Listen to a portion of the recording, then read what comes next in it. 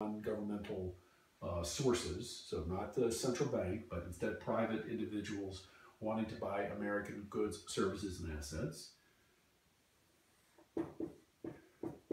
The demand for pounds being determined by Americans wanting to buy British goods, services, and assets. We got the quantity of pounds, we got the price of pounds, which is going to be dollars per pound. And whatever happens in the supply and demand for pounds in the private exchange market, that's what determines the equilibrium exchange rate. So the government doesn't really intervene, they just let the currency as value determined by the private market. So that's the flexible or floating exchange rates. And this is the subject of a number of other earlier videos. Now, a polar opposite of this is a fixed or pegged exchange rate. You hear both of these terms, but they basically mean the same thing. In this, the government sets an official exchange rate. Says this is going to be the exchange rate that the domestic currency can be exchanged for foreign currency. And the government is then willing to take whatever means are necessary to maintain this peg. And we'll talk about that in detail in just a few minutes. But basically, this is a price that the government says that's the one. Now, sometimes there's a band around that number. So if we say that the official pegged exchange rate is, say, $2 per pound, then the government might allow the exchange rate to vary a little bit around that $2 per pound. But they're basically looking at that peg plus a little wiggle room. Now, this official exchange rate may be different from what the market values the currencies. That's when there'll be intervention, which we'll talk about in just a minute. Now, these are two polar opposites, but in the real world, there's sometimes some intermediate levels. And let me give you a couple of examples. One is a managed float. So the central bank in this case basically allows the private market to determine the exchange rate, but they will intervene sometimes to keep the exchange rate from getting too far out of whack in one direction or the other. So there's some management, but basically the central bank or government is allowing the private market to determine the exchange rate. Much less intervention than the fixed or peg rate, but more intervention in the flexible or floating rate. Another example is a crawling peg. Now, with a crawling peg, and a central bank is allowing the value of the currency to slowly change over time. So let's say that there's some pressure for a currency based on private conditions for the currency to have a lower value, to depreciate. If the market were to have its way, there would be a quick and large depreciation of the currency. Maybe the central bank doesn't want that to occur, so it will intervene to keep this exchange rate from changing dramatically and quickly. Okay, so this crawling peg is again a kind of intermediate level between these two. Now, in most of the discussions on the theory of this, I'm going to either use one of these polar opposites, but I want you to keep it in mind that there are these intermediate levels. And sometimes countries will say they get a floating exchange rate when in fact they intervene a lot.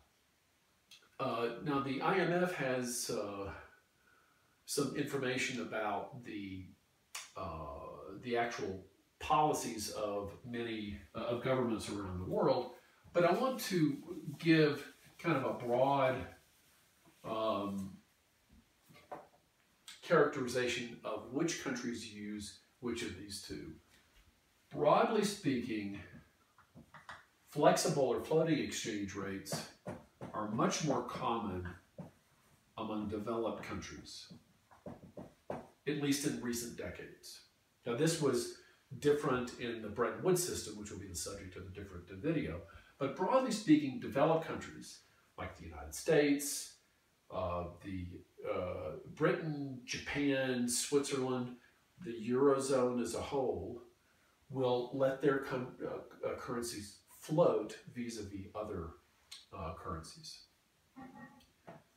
Fixed exchange rates, much more common among developing countries. So really the distinction between these two is pretty straightforward. Developing countries have large, liquid financial markets, relative stability in their economic policy and economies, and so I guess the easiest way to say it is that they have confidence in the value of their currency not changing a lot.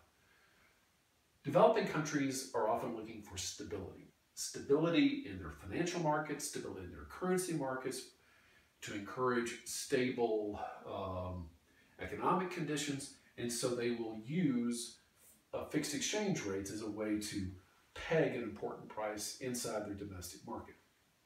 Okay, so let's talk a little bit about how a country would go about fixing the exchange rate. We've talked about some aspects of this in earlier videos, but I want to revisit this here. Again, let's imagine we're looking at the dollar-pound market. Got the private demand and supply of pounds. And let's say that the equilibrium exchange rate is, say, $1.50 per pound. Okay, $1.50 per pound is the exchange rate that would cause demand and supply to be equal.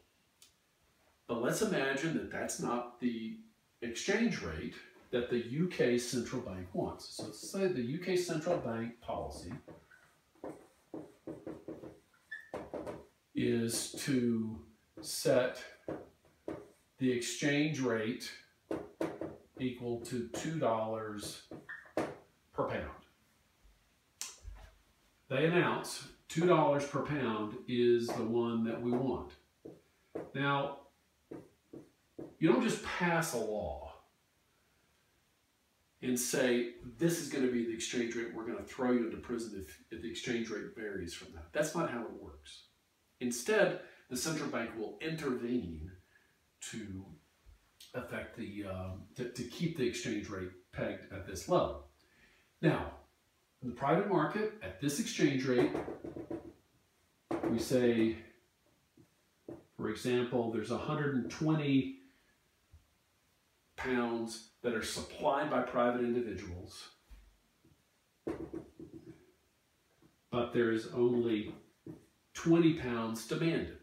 So there is an excess supply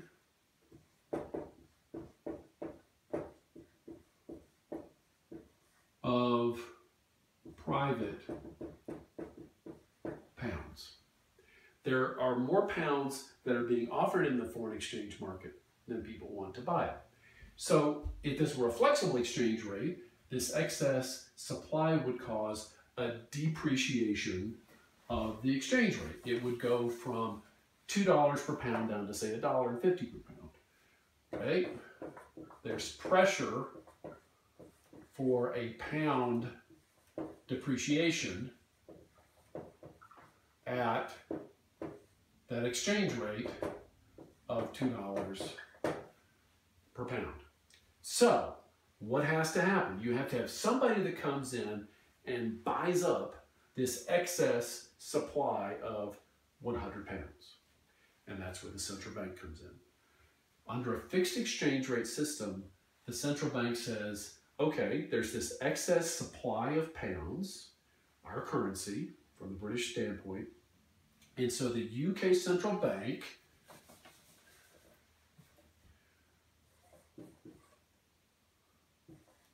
will buy pounds in the foreign exchange market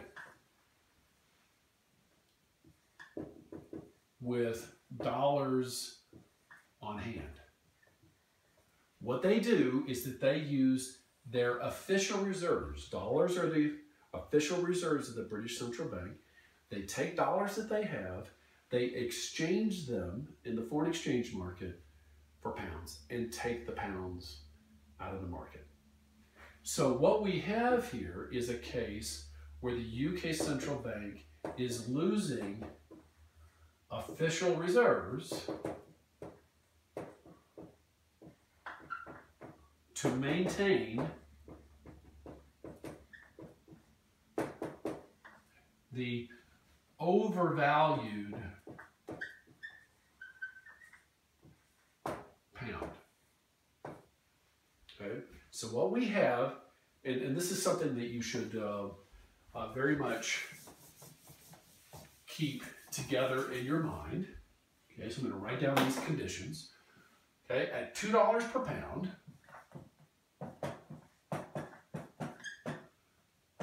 okay, there's pressure for a pound depreciation. Okay, there's pressure, downward pressure on the pound. The UK Central Bank uses official reserves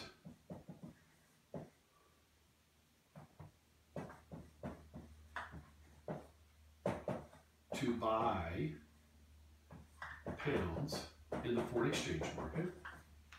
Okay, loses official reserves, takes pounds out of the market. Okay, it's essentially losing or exporting official reserves. If you go back and look at some of the earlier videos, what we have here is that from the balance of payments account standpoint for Britain, there's an OSB, official settlements balance, in surplus. It's exporting official reserves because it's selling official reserves to buy pounds, and running a balance of payments deficit. Balance of payments deficit. So a fixed exchange rate with an overvalued, let me see, I should put that in here. This is an overvalued pound. So there's pressure for the pound to depreciate. Overvalued pound should always be associated in your minds with the UK, if it's the UK Central Bank we're looking at.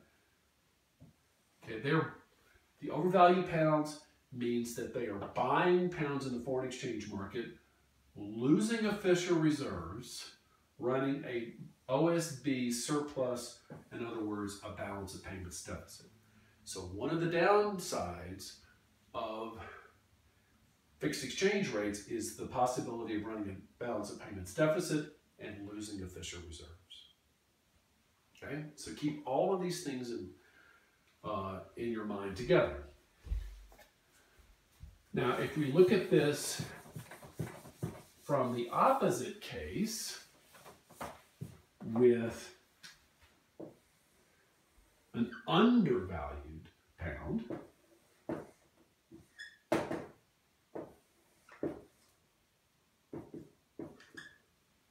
so again, let's say the equilibrium exchange rate is $1.50 per pound, and let's say the British say we want to have the value of the pound lower. We want an exchange rate of, say, $1 per pound. A pound buys fewer dollars. Fewer dollars can buy a pound.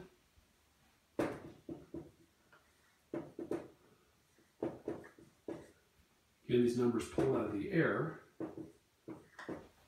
at this undervalued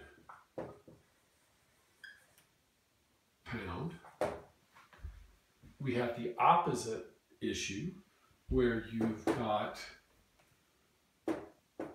pressure for a pound appreciation.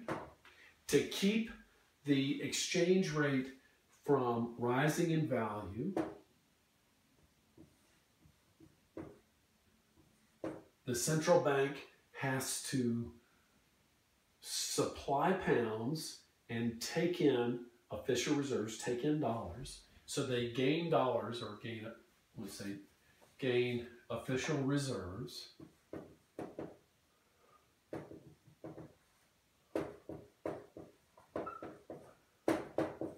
And they run a balance of payments surplus. These should always stay in your mind together. So an example of this is China, or at least purportedly. Many people will say that China undervalues the yuan. There's pressure for a yuan appreciation, which the central bank doesn't allow to occur. They gain official reserves, they gain dollars. They have a balance of payment surplus because the yuan is cheap in international markets. Okay, so that's a brief view of the different types of foreign exchange regimes, but with a focus on the way a fixed exchange rate system works.